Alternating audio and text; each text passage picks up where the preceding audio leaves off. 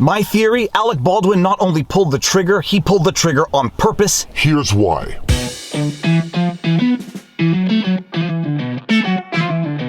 Viva Fry, Montreal litigator turned YouTuber, and this is Winnie the Westie, and I have been somewhat fixated on the Alec Baldwin Rust shooting. I've been watching all of the interviews, watching all of the analyses, and the other day, the final piece of the puzzle in my mental understanding of this situation finally clicked. I think I understand what happened. My theory is that Alec Baldwin not only pulled the trigger, but he pulled the trigger on purpose, and I'm not suggesting that he deliberately shot and killed Halyna Hutchins. I am just saying that he deliberately pulled the trigger. I don't think he thought there was a live round in that gun, but I think he deliberately pulled the trigger, and I'm going to explain to you why. But let me preface this by opening a small parenthesis. All of this is just my personal opinion after having reviewed the facts and allegations as they stand as at the time of shooting this vlog. If additional facts come in, my opinion is susceptible of change, but this is my theory of the case as I understand it now. Parentheses closed. Now let's just start with one of the elements that allowed me to come to this conclusion. Alec Baldwin is a literal rageaholic. I'm not saying this to be hyperbolic, I'm not saying this to be judgmental, it is just a well-known fact within Hollywood that Alec Baldwin has a short temper to say the least, and if anybody had any doubts, just go back and listen to that 2007 voicemail that he left for his daughter, who was 11 years old at the time.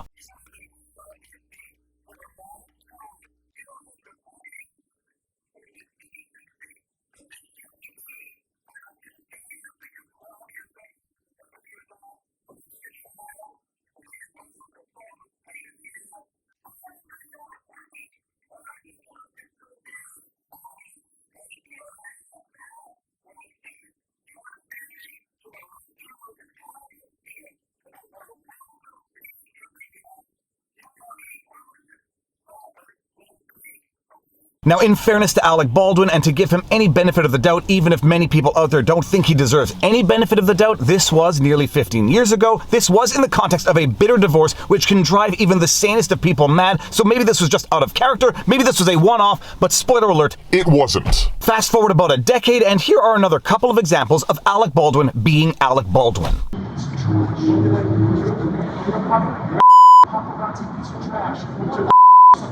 My wife, okay? You got that? Shut up! I said shut up! Alleged hostile scuffle caught on camera as Alec Baldwin, well known for his distaste of the paparazzi, propels a photographer on top of a parked car. He's an anger machine as it is, Eric. You know what I mean? True. I am not a trained psychologist. I am not a clinical psychiatrist. This is not intended to be diagnostic. This is for my own assessment. I think Alec Baldwin has a serious rage disorder and a serious abusive temper. So with that said, let's get into the second element of my analysis, that being that Alec Baldwin was lying about his relationship to Halyna Hutchins. You'll recall from Alec Baldwin's roadside interview in Vermont, he described Hutchins as his friend. She was my friend. She was my friend. We had dinner when I showed up on set. Well, in his interview with George Stephanopoulos, he quickly revealed that not only was she not his friend, he had only met her on set for the first time. She was my friend.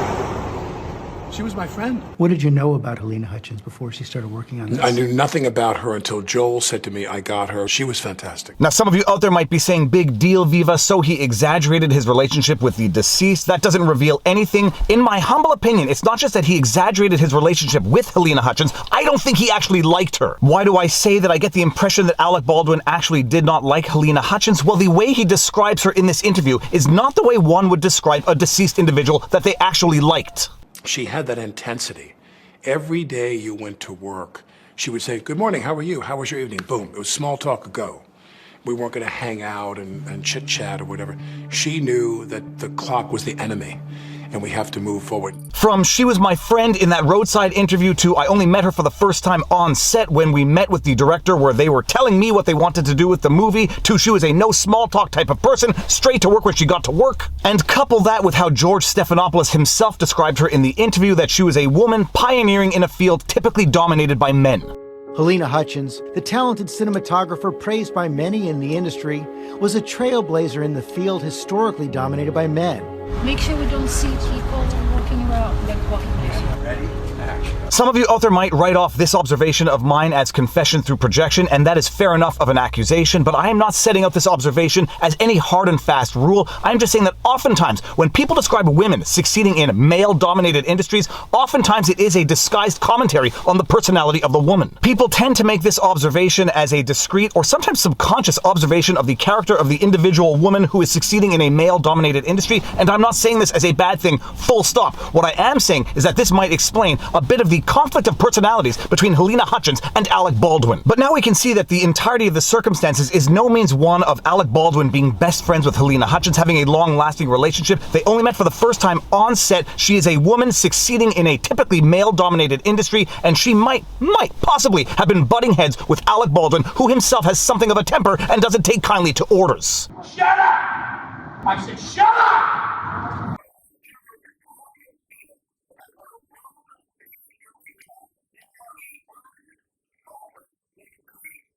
She had that intensity. We weren't going to hang out and chit-chat or whatever. In his interview with Stephanopoulos, Baldwin refers to it as intensity. He describes a character that might not get along all that well with a personality such as Alec Baldwin himself. And it's not just that. Alec Baldwin, by his own admissions, in the context of shooting Rust, is tired and does not like being away from home as he is on this set.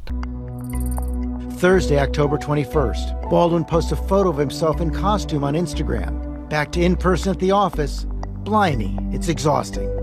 That morning, Looper and 6 other crew members walked off the set. I don't make that many movies anymore because movie making demanded that I travel, and I didn't want to leave my family. All these movies I made, I stayed home. I didn't want to go. If I went away for a week.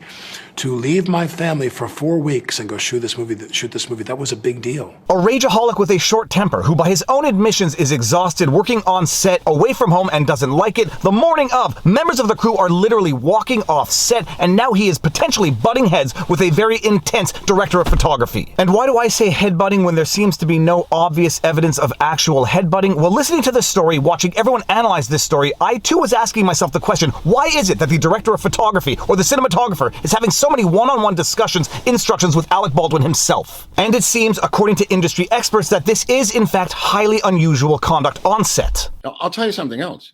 Everything she's saying to him is usually said by the director. You know what I mean? Like there's some things where and he does say this. He says, I've never been on a film where I've met with the cinematographer. Right. Like he says, when I do a Scorsese film, I don't talk to the cinematographer. He doesn't talk to the cinematographer. He's right. That should have been her talking to the director talking to him. That's the protocol. That's the protocol. Not her saying to him, move the gun, move the gun, move the gun, move the gun. I mean, he could have gotten mad and just, shot her based on that alone. In A-list world, I don't understand. And he says, I've never had conversations with a cinematographer before because it's just not done, Eric.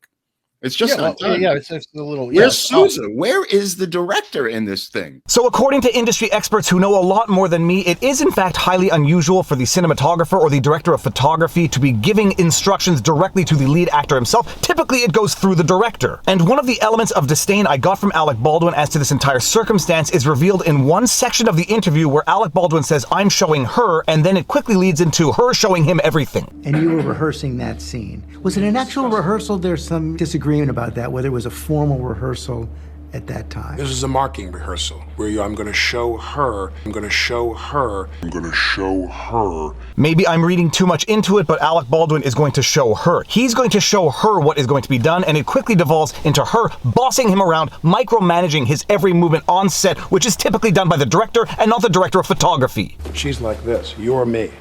She's got a monitor here. The camera is here filming that way. She takes a monitor that is his monitor, the operator, and turns it toward her. And she says to me, hold the gun lower. Go to your right. Okay, right there. All right, do that. Now show it a little bit lower. And she's getting me to position the gun. Everything is in her direction. I draw the gun out and I find a mark. I draw the gun out, I find a cut. This was a completely incidental shot, an angle that may not have ended up in the film at all. And the wording of this statement by Alec Baldwin is extremely important in my humble opinion. This was a completely incidental shot. That might not have ended up in the movie. So Baldwin is stressed. He is tired. He doesn't like being away from home. He has a director of photography talking to him like the director, and she's giving him all sorts of micromanagement what to do with the gun for a scene that might not end up in the movie when they know that time is the enemy. She knew that the clock was the enemy. Well, that might make just about anybody impatient, even if they weren't already a rageaholic with a short temper. But we kept doing this, and so then I said to her, now in this scene, I'm going to cock the gun. And I said, do you want to see that? And she said, yes. So I take the gun and I start to cock the gun. I'm not going to pull the trigger. I said, do you see that? She goes, well, just cheat it down and tilt it down a little bit like that. And I cock the gun. I go, can you see that? Can you see that? Can you see that? And she says, and then I let go of the hammer of the gun and the gun goes off. And this was the piece of the puzzle that clicked in my mind in the middle of the night the other day. I was replaying this section of the interview and I said to myself, my goodness, how much different would this sound if instead of saying it with a patient, loving tone, you read what Alec Baldwin just said with a very impatient and angry tone. But we kept doing this, and so then I said to her, we kept doing this, and so then I said to her, But we kept doing this, and so then I said to her, Now, because of the jump cut, you can't actually clearly make out what Alec Baldwin says here. And just to open up parentheses, jump cuts in this type of interview are, as the kids say these days, highly sus. But closing that parentheses, you can't actually hear what Alec Baldwin says because of the jump cut, except you do seem to hear him getting kind of irritated that we kept doing this thing over and over again. And I said, can you see it now? Can you see it now? Can you see it now? And if you listen to what he says as though he was saying it impatiently, it takes on an entirely different tone. Can you see that? Can you see that? Can you see that? and then I let go of the hammer of the gun and the gun goes off. If you go back now and listen to everything Alec Baldwin just said right there, and instead of hearing it with the patient, loving tone in which Alec Baldwin is delivering it today, but rather listen to it as though Alec Baldwin was about to lose his temper because the director of photography keeps telling him what to do over and over again when time is short for a scene that might not be in the movie, when she has no business directly addressing an A-list actor that has to go through the director, well then you can quickly see how he might have just pulled the trigger and let it go out of frustration, not thinking anything was in that gun. I am not going to get into any meaningful detail of gun mechanics because it is well beyond my expertise. All that I think I understand of this type of replica revolver is that it is a 4-click hammer, so when you pull the hammer back all the way, it locks in position, and the only way to release that hammer is by pulling the trigger. So put all of the pieces of this puzzle together now, and you have a short-tempered rageaholic Alec Baldwin who, by his own admission, is fatigued, away from home and doesn't like it, taking micromanagement instructions from a director of photography for a scene that might very well not even be in the movie, and he looks at her and says, can you see it now? Can you see it now? Can you see it now? And then thinking the gun is empty, he just pulls the trigger to release the hammer to get the gun back to its normal position. And it goes off. That is my theory, and I'm sticking to it. And if you like my videos, you like my content, please be sure to like, share, subscribe, hit the notification bell, and drop a comment in the comment section below because it feeds the algorithm. And let me know if you agree or disagree with my assessment. If you want to support the channel, all the support links are in the pinned comment. Robert Barnes and I do weekly streams every Sunday. We do weekly streams with a guest every Wednesday called The Sidebar. If you want to find us and support us on Locals, you can find us at BeaverBarnesLaw.locals.com. My content is also on Rumble, so you can catch it there. But more important than anything, take care of yourselves, check in on friends and family, make sure everyone around you is doing well, and are you bored? Now you know your vlog. Peace out.